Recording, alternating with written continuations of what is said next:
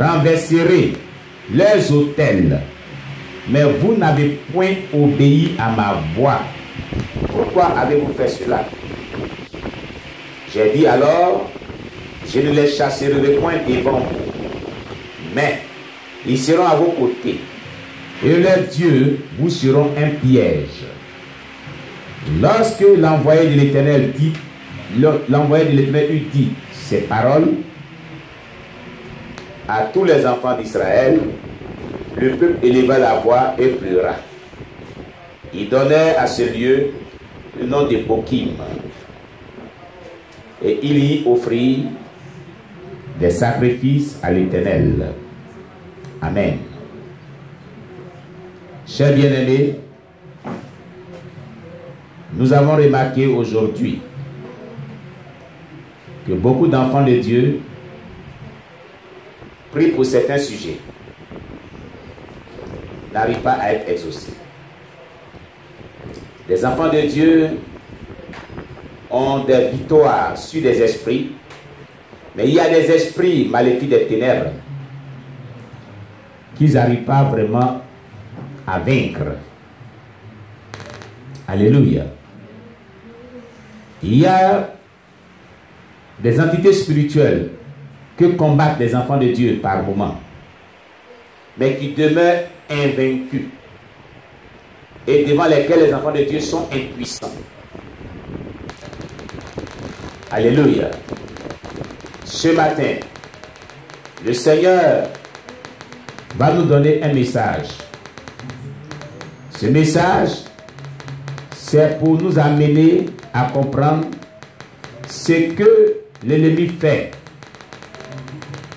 qui nous empêche d'avoir la victoire sur les yeux des ténèbres, de marcher dans une vie chrétienne victorieuse, de marcher dans la puissance de Dieu. Ou si vous voulez, comment marcher dans la puissance de Dieu, dans la sainteté de Dieu, pour triompher de nos adversaires, pour avoir des victoires et être bénis. Alléluia. Ce sujet, ce thème lui traite de beaucoup de sujets très importants. Amen. Comment, si vous voulez, faire couler la puissance de Dieu dans nos vies et au travers de nous. Si vous voulez. Comment Dieu, ou si vous voulez, comment inviter Dieu dans nos vies pour manifester sa puissance. Gloire à Jésus. Alléluia. Beaucoup de personnes ont raté des opportunités où Dieu voulait vraiment se glorifier dans leur vie. Parce qu'à ce moment-là, ces personnes étaient confrontées à des forces du mal. Ces personnes voulaient obtenir de Dieu un miracle. Ces personnes voulaient obtenir de Dieu la délivrance. Ces personnes voulaient obtenir de Dieu une vie chrétienne normale, de sainteté, de crainte de l'Éternel, le salut de leur âme. Ces personnes voulaient obtenir vraiment de l'emploi. Mais malheureusement, à cause d'eux-mêmes, ces grâces-là se sont éloignées de eux. Amen. Dans ce texte biblique, il est dit, dans le verset 3, j'ai dit alors, je ne les chasserai point devant vous, mais ils seront à vos côtés, et leurs dieux vous seront un piège.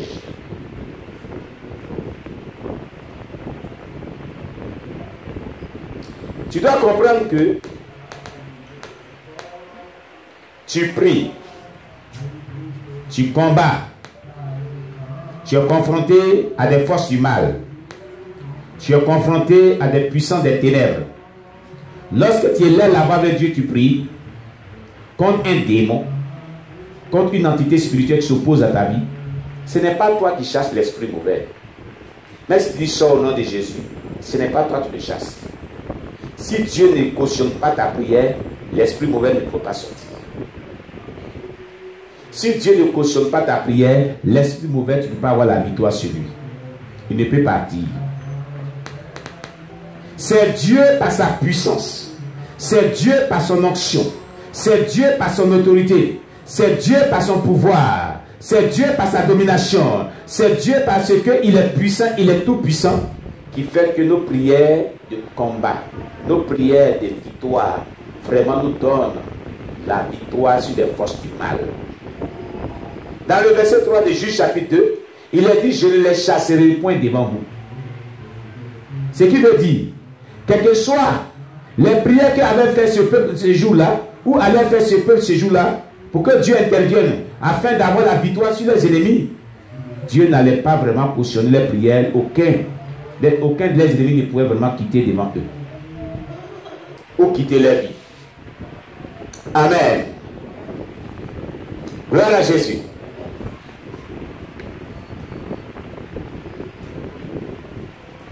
La Bible dit, qu'est-ce que le peuple a-t-il fait pour que Dieu prenne une telle résolution? Qu'est-ce que ce peuple a-t-il fait pour que Dieu dise qu'il ne peut plus chasser, il ne peut pas chasser ses ennemis-là devant eux? Écoutez, pour ceux qui connaissent bien l'histoire des Juifs jusqu'à ce niveau, ceux qui ont étudié la Bible, ceux qui ont lu la Bible, est que Dieu avait promis que dans Canaan, là, le peuple allait vaincre tous les Amalek, tous les ennemis. Les ennemis qui étaient là-bas n'étaient pas des petits ennemis. Il y avait un type de peuple qui était là-bas qu'on appelait les Amalek. Ils étaient des géants. Les tailles touchaient vraiment les poteaux électriques. Et lorsque Moïse avait envoyé les espions pour explorer ce pays, il a dit que quand ils sont revenus, ils ont dit à Moïse que ce n'est pas la peine d'étraîner le peuple vers ce peuple, ces gens-là. Nous sommes allés vivre comme des sauterelles, ils sont des géants. On ne peut rien faire contre eux. C'est Josué et Caleb seulement qui ont refusé ces gens de propos. Par la foi, qui ont exhorté le peuple à prendre courage. Canaan était habité par les grands guerriers. Canaan était habité par les personnes qui faisaient peur. Ils étaient des géants. Et ces géants-là symbolisent aujourd'hui des forteresses dans la vie des chrétiens, des démons qui sont vraiment très très tenaces, des forces du mal qui ne peuvent pas vraiment libérer la vie des gens, qui tiennent tête aux gens, qui mettent des blocages, qui empêchent les gens de rentrer dans leur destinée, qu'on chasse, mais qui sont toujours présents, qu'on affronte et on échoue de défaite. Alléluia. Alléluia. Il est dit, Dieu avait promis de les chasser devant Israël à cause de son alliance qu'il avait fait avec Israël. Dieu avait promis de leur accorder la victoire. Il les a donné une recommandation. Il les a donné une recommandation, une instruction par son Esprit Saint. Écoute très bien. Veux-tu avoir la victoire? Veux-tu avoir la victoire sur tes ennemis? Veux-tu triompher de tes adversaires? Veux-tu vraiment avoir le miracle que tu cherches? Écoute bien ce qui est dit ici. Ce peuple avait reçu de Dieu une recommandation, une instruction de la part d'un envoyé de Dieu, un messager de Dieu. Écoute, le principal messager de Dieu est le Saint-Esprit qui est avec nous. Amen. Il nous donne les instructions de Dieu par le don des paroles de connaissance. Il parle à nos cœurs, il parle au-dedans de nous, il parle par voix audible, il parle au travers des prophéties, il parle au travers de sa parole, comme il est en train de nous parler ce matin, dans des prédications, dans des enseignements, dans nos méditations personnelles avec Dieu. Il nous parle au travers de sa parole. Dans nos lectures bibliques personnelles, il nous parle au travers de sa parole. Il nous parle au travers des songes, des visions nocturnes. Dieu use de tous les moyens possibles pour nous donner des directives, pour nous donner des instructions, pour nous parler d'une manière ou d'une autre, concernant notre propre vie. Donc le Saint-Esprit est le principal messager au travers duquel le Saint-Dieu parle et nous donne des instructions. Mais à l'époque, Dieu envoyait des messagers parce que le Saint-Esprit n'était pas donné à tout le monde. Alléluia. Donc il a dit au verset 1 de ce chapitre 2, écoutez très bien. Un envoyé de l'Éternel monta de Gilgal à Bokim. Donc quelqu'un que Dieu avait envoyé avec un message. Alléluia. Écoute-moi très bien. Ce matin, le Seigneur va te faire rentrer dans ton passé. Et tu vas comprendre pourquoi tu es bloqué à un certain niveau.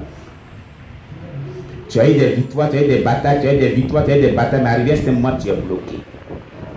Tu vas comprendre cela. Et ce peuple-là, à eux, Dieu avait envoyé un messager qui était venu de Gilgal et qui allait à Bokim. Amen. Mais toi, il n'y a pas un messager qui est venu. Mais c'est le Saint-Esprit qui est ton principal messager. De nos jours, Dieu le fait aussi. Dieu parle à ses serviteurs, à ses servantes, à ses enfants, d'aller voir certaines personnes pour leur délivrer un message de la part de Dieu. Dieu le fait aussi jusqu'au jour d'aujourd'hui. Amen. Alléluia. Par des sages conseils, par des visions, par des songes, par des paroles de connaissance, par des prophéties. Dieu instruit les gens, Dieu avertit les gens. Alléluia. Qu'est-ce qu'il était dit? Le message contenait quoi? Dans le verset 1, il a dit: je vous ai fait monter hors d'Égypte et je vous ai amené dans le pays que j'ai juré à vos pères de vous donner. J'ai dit, jamais je ne romprai mon alliance avec vous. Voilà ce que Dieu leur rappelle ce qu'il avait dit. Dieu rappelle aux Juifs ce qu'il avait dit aux Juifs. Que je vous ai fait monter de l'Égypte. Donc je vous ai délivré de la servitude, de l'esclavage. Je vous avais délivré, disons, de l'esclavage dont vous étiez victime. Je vous avais traversé ce désert affreux. J'avais promis vous donner un pays où coule le lait ou le miel. Vous êtes venus jusqu'à rentrer dans ce pays. Mais, entre-temps, de l'Égypte jusqu'à ce pays, vous avez mené bataille. Il y a eu des oppositions. Il y a eu des peuples qui sont levés contre vous, pour vous détruire, pour vous exterminer. Mais je vous ai donné la victoire. Dans le désert, je ne vous ai pas abandonné. J'ai pourvu à vos besoins. Je vous ai donné la nourriture. Je vous ai donné les vêtements. Jusqu'à ce que vous rentrez dans ce pays. Amen. Alléluia. C'est la même chose que tu as vécu depuis ta conversion à Jésus-Christ. Il y a eu des victoires que le Seigneur t'a données. Il y a eu des miracles que Dieu a opérés dans ta vie. Il y avait des moments où tu étais vraiment abattu, angoissé, parce que tu te manquais certaines choses, mais Dieu a pourvu, il est venu à ton secours. Il ne t'a pas abandonné dans ta souffrance. Quand les gens te faisaient du mal, Dieu a toujours cherché des voies et moyens pour te consoler, pour te donner de quoi à sortir de ce mal. Quand les gens t'avaient tendu des pièges, où tu devais mourir, toi-même tu as vu la mort, mais Dieu t'avait enlevé de ces pièges. Il ne t'a pas abandonné. Souviens-toi, bien-aimé. Souviens-toi, bien-aimé. Sois reconnaissant ce matin. Acclame le Seigneur Jésus-Christ. Alléluia. Il arrivait des fois où tu étais comme abandonné de tout le monde, mais Dieu est resté fidèle à toi. Quand tu as crié à lui, il est venu à ton secours. Il a combattu pour toi et tu es sorti victorieux de ces épreuves. Souviens-toi de ces moments délicats. C'est la même chose que le peuple juif a vécu. Amen.